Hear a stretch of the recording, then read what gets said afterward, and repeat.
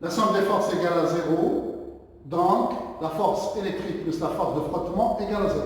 On tire que le vecteur vitesse est dans la même direction que le champ, mais de sens contraire. Donc, V peut s'écrire E sur K fois E, qu'on peut mettre sous forme de mu fois E. Mu, c'est la constante qu'on appelle mobilité des charges. Il faut remarquer que le résultat qu'on vient de trouver, c'est que la vitesse est proportionnelle au champ. Alors, et non l'accélération, parce que dans le cas d'un électron qui se déplaçait dans le vide, entre l'anode et la cathode, c'était l'accélération qui était proportionnelle au champ. Maintenant, on passe à quelques définitions avant d'entamer la suite. Donc, on va définir les lignes de courant. C'est donc les lignes de courant dans un conducteur, c'est les trajectoires orientées des charges positives en mouvement. On va aussi parler de tubes de courant. C'est un ensemble de lignes qui sont inclus dans un contour fermé. Donc, s'appuyant sur un contour fermé. Il y a plusieurs lignes, donc un autre suivant un tube.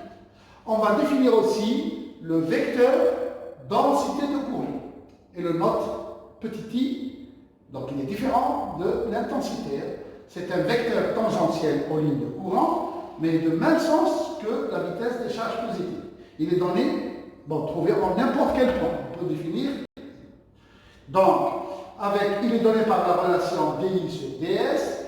dI, c'est l'intensité transportée par une surface infiniment petite, ds, qui est un vecteur normal, donc à la vitesse. Donc une section pas perpendiculaire à la vitesse, mais on donne une section élémentaire. Donc, elle transporte une intensité dI, donc c'est dI sur ds. Donc, sur un tube de surface ds, passe un courant dI. Donc, dI est égal, avec dI est égal à dQ sur dt. Donc, soit une longueur élémentaire dl sur un tube, on prend un tube sur une longueur dl, elle est parcourue donc par un courant d, par une charge dq pendant l'intervalle de temps dt. Et donc, soit un volume élémentaire, dρ, on définit le volume élémentaire, qui est égal à la section ds fois la longueur élémentaire dl. Donc, la densité volumique de charge, on définit la densité volumique de charge, oméga, qui est égal à l'ensemble des charges par unité de longueur. Donc, l'ensemble de charges par unité de longueur est donné par oméga fois d taux, donc volume. Et si on remplaçait dq par la valeur qui était dq sur dt, donc on aura l'expression. Et à la banane, oméga fois d volume c'est ds fois dl, dl sur dt c'est la vitesse, et comme i égale à di sur ds, on aura ds qui s'en va, et on aura di oméga fois v. I est un vecteur, v est un vecteur. Les physiques, ils sont tangentiels en ligne de champ, donc I est égal à oméga v. Bon, oméga c'est la densité de charge c'est-à-dire la charge par unité de longueur. Donc soit les charges, c'est le nombre de charges libres, donc qui transportent les charges, donc c'est les électrons par exemple, donc la charge 40 c'est E, en valeur absolue. Donc la charge divisée soit N, le nombre de ces charges par unité de volume. Donc on peut écrire oméga égale à NE. Et finalement, on obtient I égale à NE fois V. Bon, I, il faut noter ici que I, c'est DI c'est dt, et on peut écrire DI égale à I, et il peut s'écrire comme étant le produit scalaire entre I et ds. Donc, si on veut calculer l'intensité sur toute la section, c'est l'intégrale de I ds. Bon, on va prendre un exemple très important, très intéressant, c'est un conducteur cylindrique. Donc, un conducteur cylindrique de section constante S, de longueur L, traversé par un courant I, donc par une densité de courant petit i, et d'un champ E. Alors, on a la relation, si on intègre, I est constant, ds, l'intégration ds, c'est S. Et donc, c'est I égale à petit i fois S. Et d'après la loi de Doll, I I, l'intensité, c'est la tension au bord de la section de la longueur L entre les points A et B. Donc la tension VA moins VB. Alors, I est égal à V sur R, et donc V, d'après la loi de circulation du champ, dV est égal à EdL, donc delta V est égal à E delta L, donc delta L est égal à L. Donc V est égal à E sur L en module. Et donc, si on remplaçait, donc, à la banane V, c'est RI, et donc I, on remplace la valeur terre I, V sur R avec V égale à E sur L, on obtient la fameuse relation R.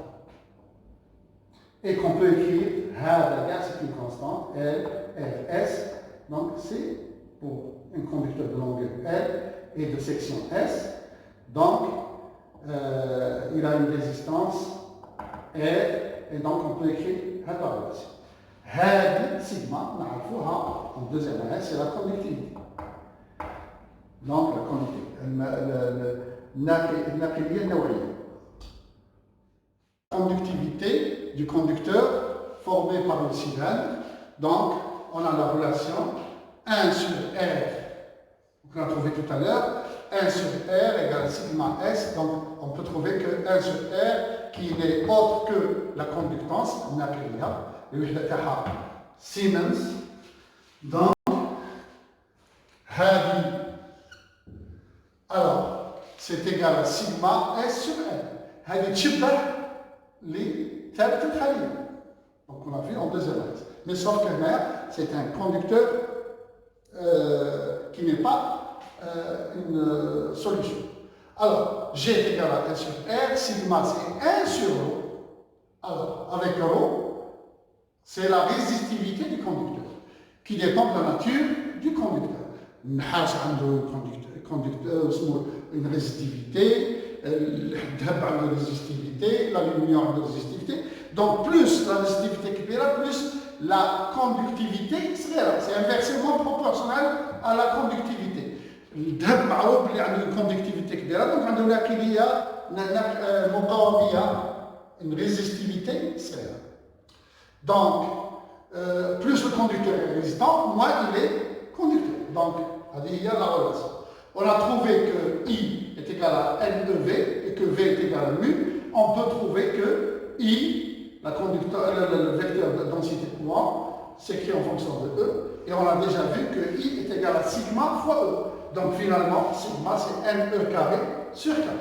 Donc N c'est le nombre de charges libres par unité de volume. K c'est le coefficient de frottement.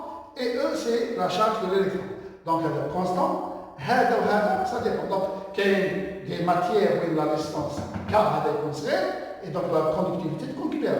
Plus les protons et conducteurs, moins la conductance ou la conductivité de conducteur. Donc, c'est inversement proportionnel à K. Mais c'est proportionnel à N. Plus il y a le nombre N important, plus c'est conducteur. Il est plus conducteur lorsque le nombre N est grand. Alors, pour les métaux et les alliages, le nombre d'électrons libres par atome, par unité de volume, est de 1 ou 2 jusqu'à 2 par atome. Mais pour les semi-conducteurs, par exemple, le nombre d'électrons libres, beaucoup plus faible, il est de à peu près 1 électron par 10 puissance 10 atomes, ce qui est très petit. Alors, pour l'association de résistance, que on a déjà vu ça. Donc, on peut rassembler des résistances en série. C'est pour augmenter la résistance. Parce que finalement, d'après la démonstration qu'on peut faire, donc la résistance équivalente est égale à sigma d Rg. Donc, ce qui fait que si on a un ensemble de résistances, la résistance équivalente est beaucoup plus grande, que la plus grande des résistances. Bon, il faut remarquer que lorsqu'ils sont en série, l'intensité qui traverse chaque résistance, c'est la même qui traverse la résistance équivalente. Et c'est la même entre les résistances. Mais la tension, ça se somme. La somme des tensions de chaque résistance est égale à la tension de la résistance équivalente. Pour le rassemblage, pour l'association en parallèle, c'est surtout pour diminuer. C'est-à-dire, si on a un ensemble de résistances, mais on a une résistance plus petite, il faut les rassembler en parallèle pour obtenir une résistance plus petite. On va voir que, bon, le courant qui arrive, ou je vois, est équivalent. Manière qui donne avec le même courant, finalement, au bord de l'ensemble, la même tension que pour une résistance qui passait par le même courant, aurait donc la même tension à ses bords. La même chose ici. Donc, si on a UAB, VAB est égal à VAB, avec une résistance équivalente, si le courant qui arrive c'est I, c'est le même, il va donner le même résultat. Sauf que la résistance NR, donc ça c'est pas un vecteur, c'est le passage de courant. Alors, la résistance qu'on obtient est plus petite que la plus petite des résistances. Donc, si on a besoin d'un ensemble de résistances plus petites, il faut les rassembler en parallèle. Avec la démonstration, ils ont les mêmes tensions, mais la somme des courants égale au courant qui arrive. C'est le principe de conservation de charge. Et donc, finalement, la résistance équivalente est égale à 1, c'est la somme. On veut dire, on peut écrire ça comme étant la conductance est égale à sigma des conductances.